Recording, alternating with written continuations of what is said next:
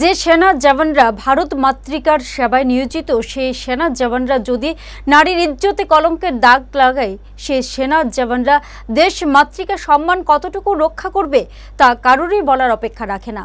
এমনই এক অভিযোগ উঠে এসেছে উদয়পুর পশ্চিম খেলপাড়ার বাসিন্দা তথা সেনা জওয়ান জয়দীপ দাসের বিরুদ্ধে। মামলা হাতে নিয়েও নীরব দর্শকের ভূমিকায় পুলিশ। গোমতী জেলার উদয়পুর পশ্চিম খিলপাড়ার অমৃত দাসের ছেলে জয়দীপ দাস পূর্ব খিলপাড়া গোমতী পাড়ার এক যুবতী মেয়ের সাথে গত 2015 সালে প্রেমের সম্পর্ক গড়ে তোলে। 2019 সালে তারা কোর্ট এফিডেভিটের মাধ্যমে একে অপরকে স্বামী স্ত্রী হিসেবে মান্যতা দেয়। তারপর জয়দীপ দাস ইন্ডিয়ান আর্মিতে যোগদান করে। চাকরি পাওয়ার পর জয়দীপ দাস কোনো ছোটখাটো ব্যাপার নিয়ে তার অবাধ্য হলে প্রেমিকাকে মারধর করতে শুরু করে। জয়দীপ দাসের ইচ্ছা তার প্রেমিকা কখনো তার কথার অবাধ্য হতে পারবে না। পরে জয়দীপ দাস তার প্রেমিকাকে শারীরিক সম্পর্ক গড়ে তোলার প্রস্তাব দেয়, কিন্তু তাতে সে রাজি না হওয়ায় ওই যুবতী মেয়েটিকে বিভিন্নভাবে ব্ল্যাকমেল করতে শুরু করে। তাকে বলা হয় যদি একসাথে সে শারীরিক সম্পর্ক গড়ে না তুলে তাহলে মেয়েটির বিভিন্ন ছবি সামাজিক মাধ্যমে ভাইরাল করে দেবে। পরে মেয়েটিকে জয়দীপ দাস বিভিন্ন জায়গায় একাধিকবার বিভিন্নভাবে ভয় ভীতি এবং হুমকি দিয়ে ধর্ষণ করে বলে অভিযোগ। এইদিকে মেয়েটির অজান্তে জয়দীপ দাস ধর্ষণের সেই ভিডিও গোপনে ধারণ করে রাখে এবং পরবর্তী সময়ে সেই অশ্লীল ভিডিওগুলো সামাজিক মাধ্যমে একের পর এক ভাইরাল করতে থাকে। পরে বিষয়টি যুবতী মেয়েটির এবং তার বাড়ির লোকজনদের নজরে আসে।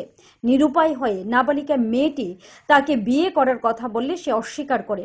পরে বাধ্য হয়ে গত 15 মে মেয়েটি আরকেপুর মহিলা থানায় জয়দীপ দাসের বিরুদ্ধে লিখিত অভিযোগ দায়ের করে। 2015 থেকে একটা ছেলের সাথে আমার রিলেশন আছিল। এর নাম হচ্ছে জয়দীপ দাস, বাবার নাম অমৃত দাস, বাড়ি হচ্ছে খিলপাড়া নিয়ার গ্যাস গোডাউনের এদিকে। আর বর্তমানে তো এখন যে ফৌজির ভিতরেই চাকরি করতেছে। এর লগে আমার রিলেশন তো 2015 থেকে সব কিছু ভালো ভালো চলে, অনেক কিছু ভালো চলে। চলতে চলতে 2019 আসার পর হ্যাঁ আর্মির জব পায়। জব পাওয়ার পরে তো এই 1 বছর দেওয়ার পর কোর্ট ম্যারেজ করছে আর কি আমার লোক।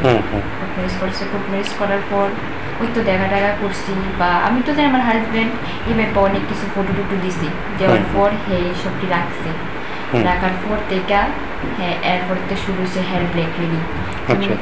তুমি এদিকে না এলে তুই অক্ষণ এদিকে নাহলে তোর এরকম করবো এরকম করবো, অনেক কিছু রেখা সেটা নিয়ে সেটা জড়িত হতেছে, অনেক কিছু করছে। শারীরিক সম্পর্ক হয়েছে হ্যাঁ অনেকবার, নিজের অনেক চিঠির বিরুদ্ধে হতে অনেকবার শারীরিক সম্পর্ক করছে। এইসব ফটো ভিডিও দেখায় সেটা ব্ল্যাকমেল করে না, হ্যাঁ ব্ল্যাকমেল করে। আর হ্যাঁ অনেকবার আমার মারছে, অনেকবার মারছে, যেদিকে পারছে এদিকে। হ্যাঁ কথা না শুনলেই হ্যাঁ আমার মারছে।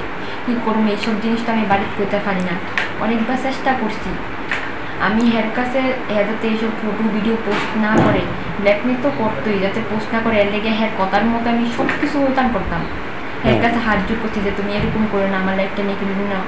এরপরে সে স্টপ নাই, কন্টিনিউয়াসলি এমন করতে করতে করতে করতে প্রায় 2 বছর। তোমার ফটো ভিডিও কি মানে কি সামাজিক মাধ্যমে ভাইরাল করছে? হ্যাঁ সামাজিক মাধ্যমে হোয়াটসঅ্যাপের একটা ত্রিপুরা ইউনিভার্সিটি একটা গ্রুপ বানায়, এটার ভিতরে ছাড়ছে। ছাড়ার পর আমরা তো এখন যে কেস দিছি।